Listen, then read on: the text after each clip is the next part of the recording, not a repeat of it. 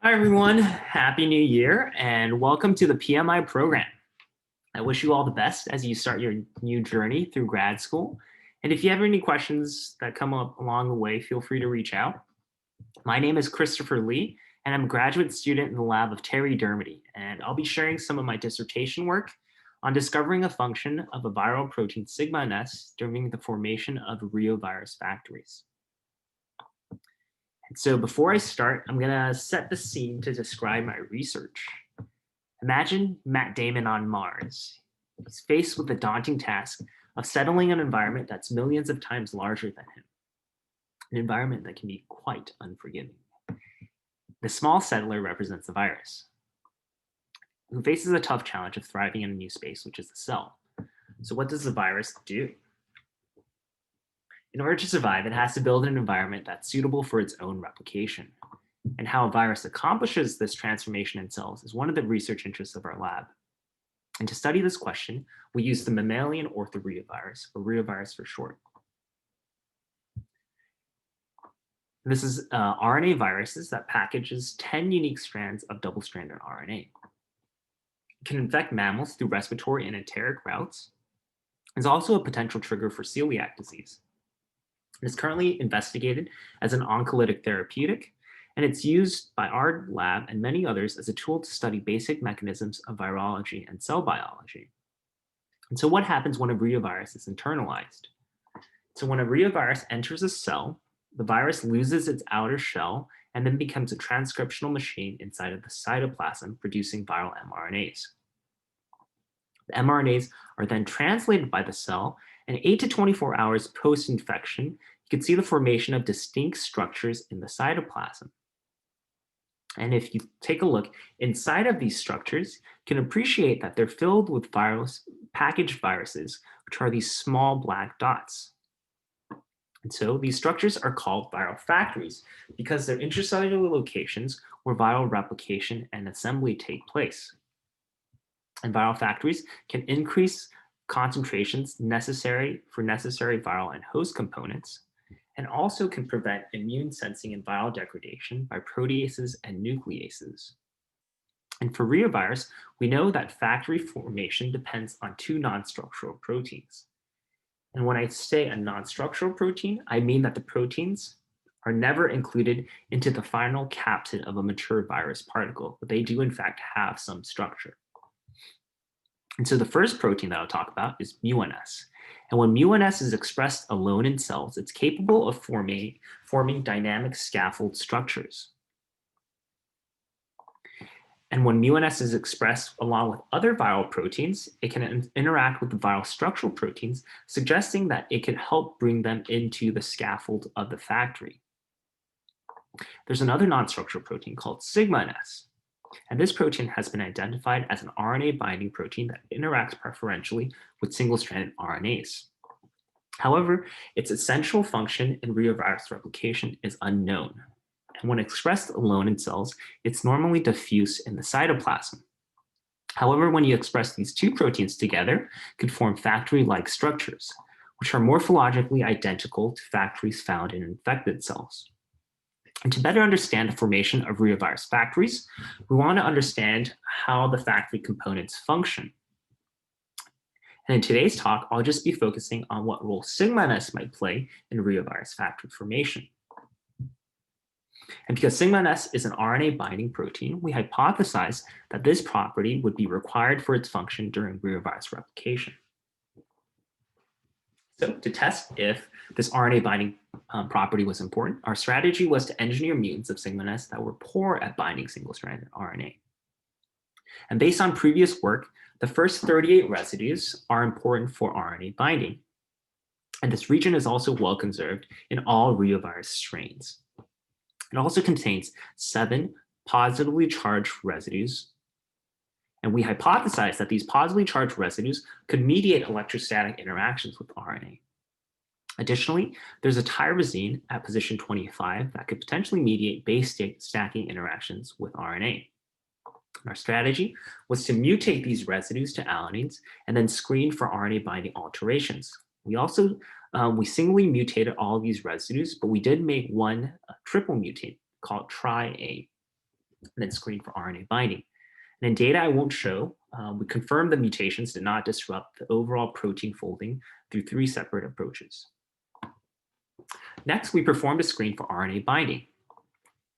We expressed radioactively labeled sigma-NS in vitro using a coupled transcription-translation reaction in rabbit reticulocyte lysates. These products were then incubated with RNase A to cleave any single-stranded RNA, and then run on a native PAGE gel. And so when wild-type sigma-NS is expressed in this manner, it forms a distinct laddering of high molecular weight oligomeric species. However, when these products are then pre-treated with RNase prior to running it on the gel, you can see that this laddering collapses. And based on the molecular weight of these bands, it seems like RNA binding starts when sigma-NS is a hexamer, and then the increased laddering increases with the addition of a sigma-NS dimer. And when we express our mutants in this system, you can appreciate that wild type and Y25A are the only forms of sigma-NS that bind well to RNA. Additionally, the positively charged alanine mutations disrupt sigma-NS RNA binding. So next we wanted to see if disrupting RNA binding would affect the localization of sigma-NS with mu-NS inside of cells. So we co-transfected expression plasmids encoding sigma-NS and mu-NS to recreate factory-like structures in cells. At 24 hours post-transfection, we process the cells for immunofluorescent imaging. First, if we express mu-NS alone in cells, you can see we form these structures, these distinct structures. And when we co-express wild-type sigma-NS and mu-NS, you could appreciate that sigma-NS, wild-type sigma-NS, co-localizes with mu-NS at these structures. However, when an RNA binding mutant is co-expressed with mu-NS, it is not effectively recruited to mu-NS. You could appreciate the decreased staining that you see at the periphery of these factory-like structures. And I'll be using this RNA binding mutant R14A as an example of the other RNA binding mutants in the rest of the talk for simplicity. So since both RNA binding and recruitment to factories was impaired with this mutation, we wondered if this mutation would also affect the presence of viral mRNAs inside of factories. So to visualize the localization of reovirus mRNAs in cells, we use fluorescent in situ hybridization, or FISH. When first co-transfecting in mu-NS and sigma-NS plasmids into cells, and then expressing these proteins, you can appreciate that sigma-NS mRNAs are highly localized within the structures stained by mu-NS. Next, we express another reovirus gene called S4. And when this gene is expressed, the protein doesn't have any single-stranded RNA binding properties, so it wouldn't confuse our results. You can appreciate when this S4 gene is co-expressed with mu-NS, the mRNA for S4 does not localize within these mu-NS structures. Next, if we co-transfect and express all of these 3 proteins inside of cells, you can appreciate that sigma-NS mRNAs and S4 mRNAs are highly concentrated within these structures stained with mu-NS. Additionally, if sigma-NS R14A is expressed with mu-NS and S4, both the sigma-NS mRNA and the S4 mRNA do not localize within these structures. And based on these results, it seems like sigma-NS requires its RNA binding property to recruit viral mRNAs into the factories. So if this is the case, there should be a significant decrease in viral replication with RNA binding mutations. So to test the significance of these mutations on reovirus replication, we used a complementation system.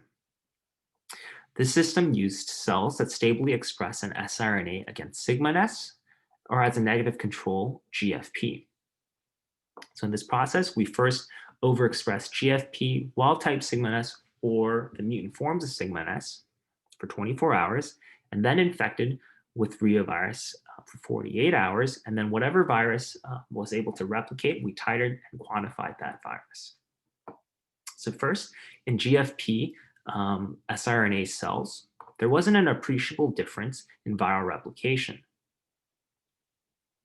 When we express GFP or wild type sigma S or R14A, the thing here is that expressing this mutant did not cause a drastic reduction in viral replication, signifying that this R14A sigma S was not a dominant negative mutant.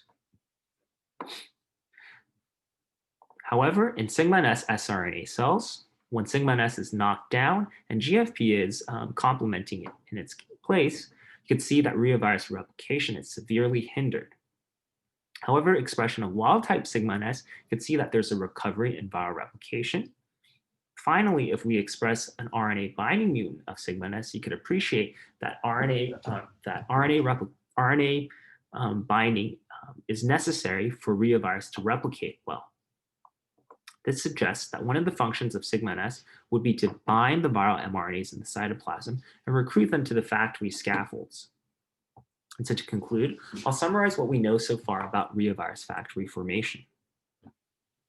First, a reovirus core inside of a cell is able to transcribe viral mRNAs in the cytoplasm. These viral mRNAs are then able to translate viral proteins like mu-NS, the core proteins that make up the viral capsid, and sigma-NS. And so mu-NS can interact with itself and form phase-separated structures, which forms the general framework of a factory. The core proteins can then be recruited into these structures. However, a functional virus can't form. It can't form because it doesn't have an essential component, which would be the viral mRNAs. And it would be sigma-S's role to recruit these viral mRNAs into these scaffolds.